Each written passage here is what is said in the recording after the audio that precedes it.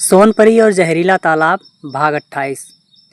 तो अब तक आपने देखा राक्षस सैनिकों के मर जाने के बाद राक्षस राज शक्तियाँ प्राप्त करने के लिए सिद्धि करने के लिए कहीं चला जाता है और इधर राजकुमार को और राजकुमारी को फिर से पिंजरे में कैद करवा देता है। तो क्या होगा आगे, चलिए देखते हैं। राक्षस सैनिकों के मर जाने पर कबीले पर फिर से एक बार हर्षोल्लास मचा हुआ था, लेकिन सरदार के चेहरे पर चिंता की लकीरें बनी हुई थी। सरदार कबीले में वापस आने की खुशी में यह भूल गया था कि वह और उसके कबीलेवासी यदि आज यहाँ अपने कबीले पर हैं तो उसकी वजह राजकुमार यशवर्धन है।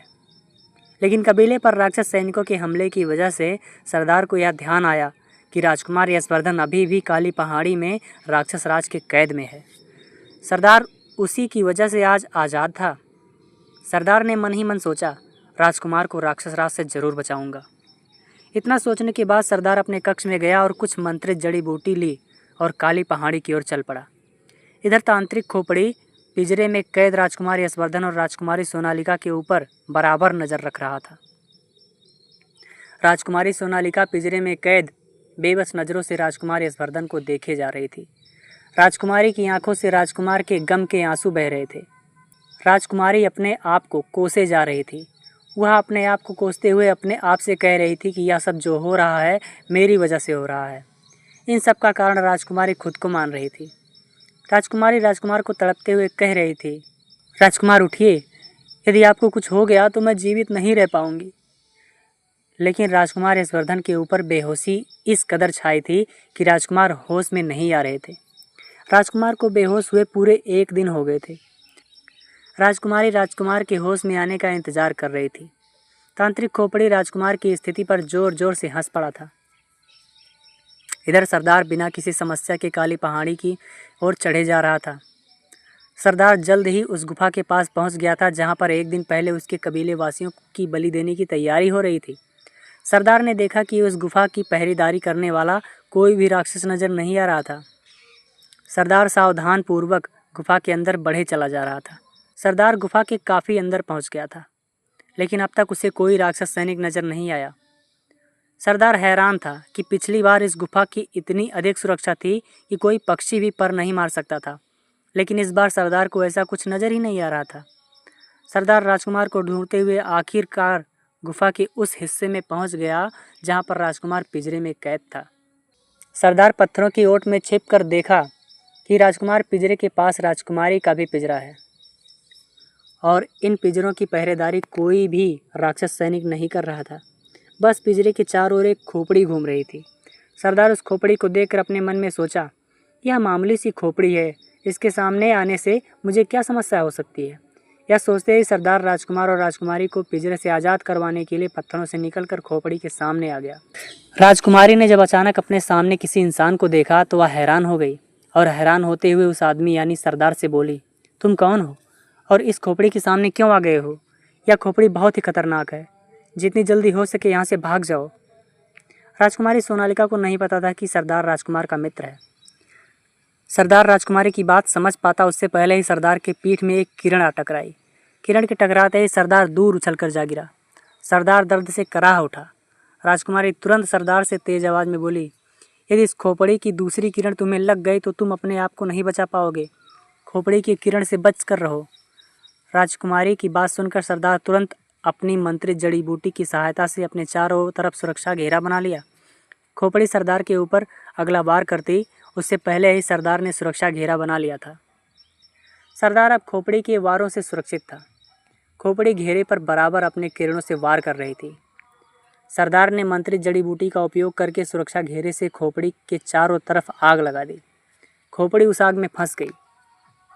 सरदार ने सोचा अब ये खोपड़ी आग में जलकर भस्म हो जाएगी, लेकिन सरदार ने सामने का दृश्य देखकर हैरान रह गया। खोपड़ी आग के घेरे से जलती हुई निकल आई। खोपड़ी जलने के बाद भी जीवित थी। खोपड़ी अब सरदार के घेरे पर आग के गोले बरसाने लगी। आग के गोले सुरक्षा घेरे से टकरा कर इधर उधर गिर रहे थे। सरदार का यह उपाय भी काम नहीं आया। इसी तरह काफ़ी देर तक सरदार और खोपड़ी का युद्ध चलता रहा, लेकिन परिणाम किसी के पक्ष में नहीं निकल रहा था। दोनों एक दूसरे से किसी भी शक्ति में कम नहीं थे।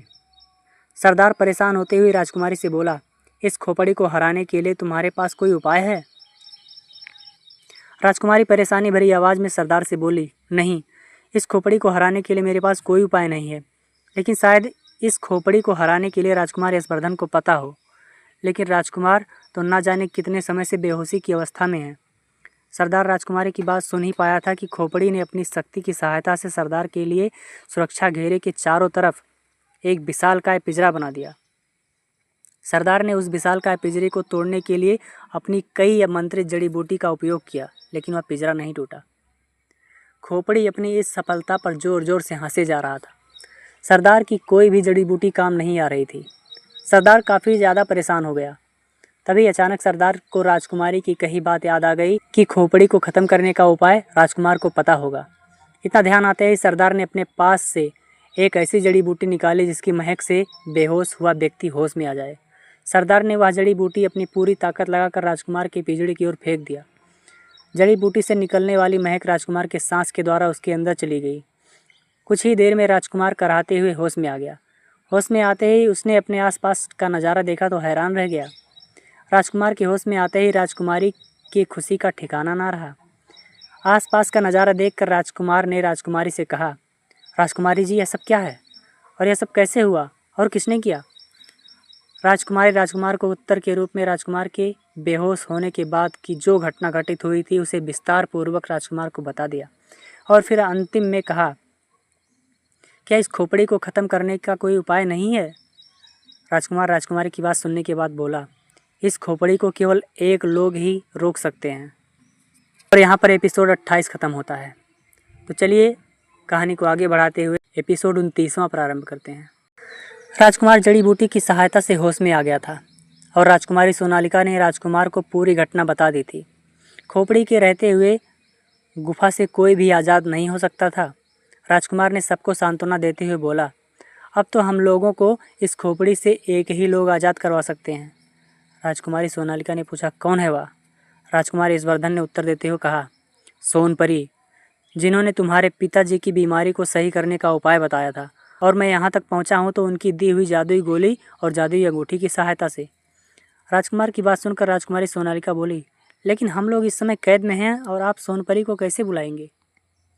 राजकुमार बोला, सोनपरी ने परीलोक में जाते समय मुझसे कहा था कि जब भी मेरी ज़रूरत पड़े तो मुझे याद कर लेना, मैं उसी समय तुम्हारे पास हाजिर हो जाऊंगी।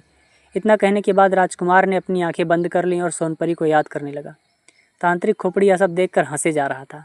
उसे लग रहा था कि राजकुमार उसे भयभीत करने के लिए राजकुमारी को मनगढ़ंत कहानी बता रहा है। तांत्रिक खोपड़ी ने भले ही सरदार का सुरक्षा घेरा नहीं तोड़ पाया, लेकिन उसने अपनी शक्ति से सरदार को सुरक्षित घेरा सहित एक बड़े पिंजरे में कैद कर दिया था। इधर परीलोक में सोनपरी को एहसास होने लगा कि राजकुमार यशवर्धन उसे याद कर रहा है। सोनपरी इसी समय अपने माता पिता के पास बैठी हुई थी। सोनपरी के हंसते हुए चेहरे पर अचानक उदासी का भाव देखकर सोनपरी की माता बोली, क्या हुआ बेटी, इस तरह से अचानक परेशान क्यों हो गई? सोनपरी ने परेशान होते हुए कहा, माँ, जिस राजकुमार ने मुझे पृथ्वीलोक में आज़ाद किया था वह मुझे याद कर रहा है। परीलोक में आते समय मैंने उसे कहा था कि जब भी मेरी मदद की ज़रूरत पड़े तो मुझे याद कर लेना, मैं तुरंत आ जाऊंगी। माँ, मुझे पृथ्वीलोक जाना होगा, राजकुमार ज़रूर किसी मुसीबत में है, तभी मुझे याद कर रहे हैं। इतना कहने के बाद सोनपरी अपने हाथ में एक जादुई छड़ी प्रकट की और तुरंत पृथ्वीलोक के लिए उड़ चली। इधर राजकुमार यशवर्धन सोनपरी को याद करके अपनी आंखें खोल दी। आंखें खोलने के बाद राजकुमार यशवर्धन इधर उधर देखने लगा, लेकिन उसे सोनपरी कहीं भी नज़र नहीं आई। राजकुमार के चेहरे पर निराशा के भाव नजर आने लगे। तांत्रिक खोपड़ी राजकुमार की दशा देखकर हंसते हुए बोला, राजकुमार, तू चाहे किसी को भी याद कर ले, यहाँ पर कोई नहीं आने वाला है, क्योंकि यह काली पहाड़ी की गुफा है जहाँ पर राक्षसों का राज चलता है। मुझे तो केवल बस राक्षस राज के वापस लौटने का इंतज़ार है। इतना कहने के बाद तांत्रिक खोपड़ी ज़ोर ज़ोर से हंसने लगा। खोपड़ी अपनी शक्ति के गुमान में हंसे जा रहा था, तभी उसे एक आवाज़ सुनाई दी, मेरे रहते तुम राजकुमार को कोई भी नुकसान नहीं पहुंचा सकते हो। आवाज़ सुनकर तांत्रिक खोपड़ी उस दिशा की ओर पलटा। वह आवाज़ देने वाले को देखकर हैरान रह गया। वहीं पर जब राजकुमार, सरदार और राजकुमारी ने आवाज़ देने वाले को देखा तो उनके चेहरे पर खुशी की लहर दौड़ गई। आवाज़ देने वाला कोई और नहीं बल्कि सोनपरी थी, जो हवा में अपने पंखों की सहायता से उड़ रही थी और अपने हाथ में जादुई छड़ी पकड़ रखी थी जो लाल रोशनी से चमक रही थी। सोनपरी को देखकर तांत्रिक खोपड़ी हैरान हुआ, लेकिन अपने आप को संभालते हुए बोला, सोनपरी, तू इस गुफा में ज़रूर आ गई, लेकिन तू यहाँ से अब जीवित नहीं जा पाएगी। तांत्रिक खोपड़ी की बात सुनकर सोनपरी ज़ोर ज़ोर से खिलखिलाते हुए बोली, खोपड़ी, शायद तू यह भूल रहा है कि तू राक्षस राज की एक शक्ति है जिसे कभी भी नष्ट किया जा सकता है। लेकिन मैं सोनपरी हूँ जिसकी शक्तियों की कोई सीमा नहीं है। सोनपरी की बात सुनकर तांत्रिक खोपड़ी बोला, ज़रूर मैं राक्षस राज की शक्ति हूँ, लेकिन मुझे नष्ट करना इतना आसान नहीं है जितना तू सोचती है। अगर तू शक्तियों का भंडार है तो मैं भी तुझसे किसी भी मायने में कम नहीं हूँ। इतना कहने के बाद खोपड़ी ने अपनी आंखों से एक किरण सोनपरी की ओर छोड़ दी। जवाब में सोनपरी ने अपनी जादुई छड़ी से उस किरण के आगे एक शक्ति फेंकी। खोपड़ी के द्वारा छोड़ी गई किरण सोनपरी की जादुई शक्ति से टकराकर उसके अंदर समा गई। खोपड़ी का यह वार बेकार हो गया। यह देखकर सोनपरी मुस्कुरा रही थी और साथ में राजकुमार, सरदार और राजकुमारी भी खुश थे, क्योंकि अब वह बहुत जल्द पिंजरे से आज़ाद होने वाले हैं। तांत्रिक खोपड़ी फिर से सोनपरी के ऊपर कोई वार करता उससे पहले ही सोनपरी ने एक लाल रोशनी खोपड़ी को नष्ट करने के लिए उसकी ओर छोड़ दी। लाल रोशनी खोपड़ी को लग पाती उससे पहले ही खोपड़ी अपनी जगह से गायब हो गई। लाल रोशनी पीछे गुफा में एक पत्थर की ओर जाने लगी। वह किरण पत्थर पर लगते ही पत्थर चूर चूर हो गया। लाल रोशनी के जाते ही खोपड़ी फिर से अपनी जगह पर प्रकट हो गया और सोनपरी की इस विफलता पर जोर जोर से हंसने लगा। सोनपरी से खोपड़ी हंसते हुए बोला, सोनपरी, मैंने तुझसे कहा था जितना तू सोच रही है उससे मैं कहीं ज़्यादा खतरनाक हूँ। अब तू मेरे इस वार से अपने आप को बचा सको तो बचा के दिखाओ। इतना कहने के बाद खोपड़ी अपना आकार बढ़ाने लगा और अपना आकार इतना बढ़ा लिया कि जिसमें वह अपने मुंह में से किसी को समा सके। खोपड़ी के इस रूप को देखकर वहां पर उपस्थित सभी लोग भयभीत हो गए, केवल सोनपरी को छोड़कर। खोपड़ी के इस रूप को देखकर सोनपरी एक बार फिर से खिलखिला उठी और बोली, तांत्रिक खोपड़ी, तू यह सोचता है कि तू अपना आकार बढ़ाकर मुझे अपने अंदर कैद कर लेगा? तो यह तेरी भूल है, क्योंकि तेरे इस विशालकाय आकार को मैं अपनी शक्ति से आसानी से नष्ट कर सकती हूँ। इतना कहने के बाद सोनपरी ने अपनी जादुई छड़ी से फिर से लाल रोशनी खोपड़ी के अंदर छोड़ी। इस बार खोपड़ी लाल रोशनी से अपने आप को नहीं बचा सकी और टुकड़ों में बिखर कर इधर उधर फैल गई। खोपड़ी के टुकड़े टुकड़े होते ही सभी लोगों के चेहरे पर खुशी की लहर दौड़ गई। सोनपरी सबसे पहले राजकुमार यशवर्धन के पिंजरे के पास पहुंची। राजकुमार को पिंजरे से आज़ाद करने के लिए सोनपरी ने पिंजरे पर जादुई छड़ी से लाल रोशनी छोड़ दी, लेकिन लाल रोशनी से भी राजकुमार यशवर्धन पिंजरे से आज़ाद नहीं हुआ। तो क्या राजकुमार पिंजरे से आज़ाद हो पाएगा? चलिए आगे देखते हैं। भाग 30। सोनपरी राजकुमार यशवर्धन को पिंजरे के कैद से छोड़ा नहीं पा रही थी। सोनपरी ने अपनी जादुई छड़ी की सहायता से भी प्रयास किया, लेकिन सोनपरी को सफलता नहीं मिली। सोनपरी काफ़ी ज़्यादा परेशान हो गई। सोनपरी के साथ साथ राजकुमार, राजकुमारी और सरदार भी चिंतित हो गए। सोनपरी इसी परेशानी को दूर करने का उपाय सोच रही थी कि उसे अपने पीछे से एक आवाज़ सुनाई दी, सोनपरी, चाहे तू कोई भी शक्ति का उपयोग कर ले, लेकिन ये पिंजरे से किसी भी हाल में नहीं आज़ाद हो पाएगा। ये पिंजरे नहीं खुलेंगे। इतना कहने के बाद वह आवाज़ ज़ोर ज़ोर से हंसने लगी। आवाज़ सुनकर सोनपरी आवाज़ की दिशा में मुड़ी तो वह हैरान रह गई। यही हाल वहाँ पर कैद तीनों लोगों का भी था। सभी को आवाज़ के हंसने की ध्वनि सुनाई दे रही थी, लेकिन कोई भी दिखाई नहीं दे रहा था। सोनपरी आवाज़ की दिशा की ओर देखते हुए बोली, कौन है? अगर हिम्मत है तो सामने आओ। सोनपरी की ललकार सुनकर आवाज़ की हंसी रुक गई और वह आवाज़ बोली, ठीक है, मैं तुम्हारे सामने आता हूँ, देख लो मेरी हिम्मत। इतना कहने के बाद आवाज़ आनी बंद हो गई और जिस जगह से आवाज़ आ रही थी उस जगह पर पड़े हुए खोपड़ी के टूटे हुए हिस्से हवा में उड़कर तैरने लगे और कुछ देर में आपस में जुड़कर फिर से पहले वाले रूप में आ गए। तांत्रिक खोपड़ी फिर से जीवित हो गई। तांत्रिक खोपड़ी ज़ोर ज़ोर से हंसे जा रही थी और तांत्रिक खोपड़ी को फिर से जीवित देखकर वहाँ पर उपस्थित सभी लोग आश्चर्यचकित होकर खोपड़ी को एकटक देखे जा रहे थे। किसी को विश्वास नहीं हो रहा था कि खोपड़ी जीवित अवस्था में उसके सामने हवा में फिर से उड़ रही है। सबको हैरानी की अवस्था में देखकर खोपड़ी हंसते हुए बोली, तुम लोग यही सोच रहे हो ना कि मैं जीवित कैसे हो गई? तो सुनो, मेरी जान मेरे अंदर तो है ही नहीं, तो तुम मुझे नष्ट कैसे कर सकते हो? मैंने तो बस मरने का एक छोटा सा नाटक किया था ताकि तुम लोगों को पल भर की खुशी दे दूं और मुझे जीवित देखने के बाद तुम लोगों के उदास चेहरे देख सकूं। इतना कहने के बाद तांत्रिक खोपड़ी ज़ोर ज़ोर से हंसने लगी। सोनपरी अभी भी खोपड़ी को आश्चर्यचकित होकर देख रही थी। पिंजड़े में कैद सभी लोगों का यही हाल था। उन लोगों को समझ में नहीं आ रहा था कि वे लोग पिंजरे से कैसे आज़ाद होंगे। सोनपरी के भी समझ में नहीं आ रहा था वह खोपड़ी को कैसे नष्ट करे। खोपड़ी अपनी शक्ति के गुमान में हंसे जा रही थी। तभी सोनपरी तेज आवाज़ में तांत्रिक खोपड़ी से बोली, खोपड़ी, मैं भले ही तुझे नष्ट नहीं कर सकती हूँ, लेकिन तुझे इसी तरह ज़रूर कैद कर सकती हूँ जिसमें तू मरे हुए के समान ही रहेगी। इतना कहने के बाद सोनपरी अपनी जादुई छड़ी हवा में लहराकर एक किरण खोपड़ी की ओर छोड़ दी।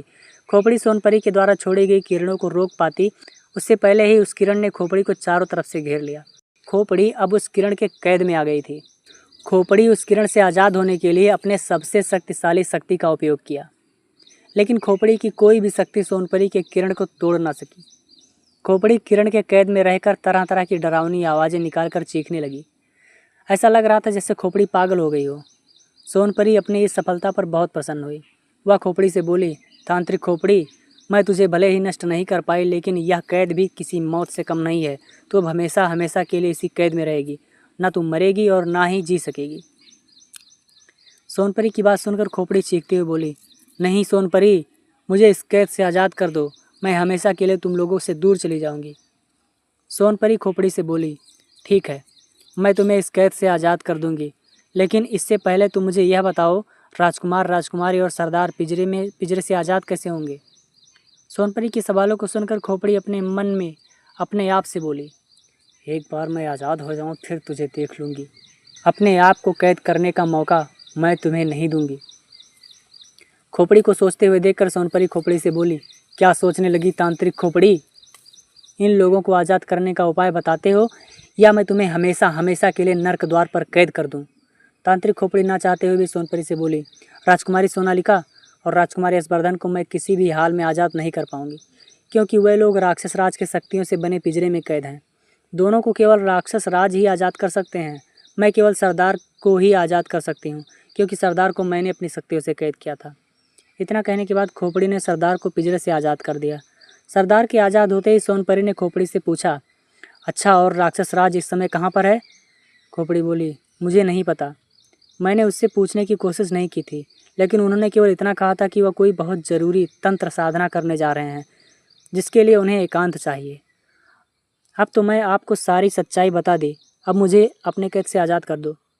इतना कहने के बाद खोपड़ी सोनपरी की ओर आशा भरी नज़रों से देखने लगी। सोनपरी ने अपनी जादुई छड़ी लहराई। छड़ी लहराते ही खोपड़ी चारों तरफ से किरण से आज़ाद हो गई। घेरे के हटते ही खोपड़ी जोर जोर से हंसने लगी और सोनपरी से बोली, तुम परियां कितनी मासूम और भोली होती हो, तुरंत भी किसी की बातों में आ जाती हो। सोनपरी, तुम्हें मुझे किसी भी हाल में आज़ाद नहीं करना था। अब मैं तुम्हें किसी भी हाल में नहीं छोड़ूंगा। इतना कहने के बाद खोपड़ी ने एक किरण सोनपरी की ओर छोड़ दी। किरण कुछ दूर जाने के बाद एक अदृश्य घेरे से टकराकर वापस खोपड़ी के पास लौट आई। यह सब देखकर खोपड़ी हैरान रह गई। सोनपरी यह सब देखकर खिलखिलाकर हंस पड़ी और हंसते हुए बोली, तांत्रिक खोपड़ी, मुझे पता था तू वैसे ही कोई हरकत करेगी, इसलिए मैंने तुझे आज़ाद ही नहीं किया था। केवल मैंने सच्चाई जानने के लिए तेरे चारों तरफ से बने हुए घेरे को अदृश्य कर दिया था, ताकि तुझे लगे मैंने तुझे आज़ाद कर दिया।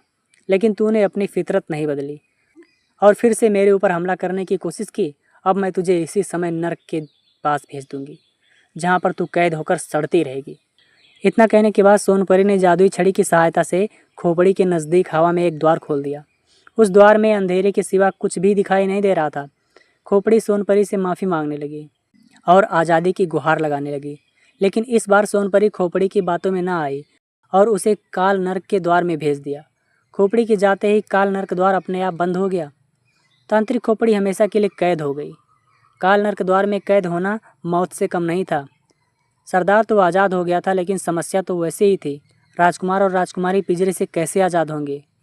और जो इन दोनों को आज़ाद कर सकता था उसके बारे में किसी को कुछ पता ही नहीं था। तो क्या सोनपरी राक्षस राज को ढूंढने जाएगी और उसे टकराएगी? कैसे आज़ाद करवा पाएगी वह राजकुमार और राजकुमारी को? यह सब जानने के लिए आपको कहानी का अगला भाग देखना होगा, जिसके लिए आपको चैनल को सब्सक्राइब करना होगा, वीडियो को लाइक करना होगा। तो मिलते हैं अगले भाग में।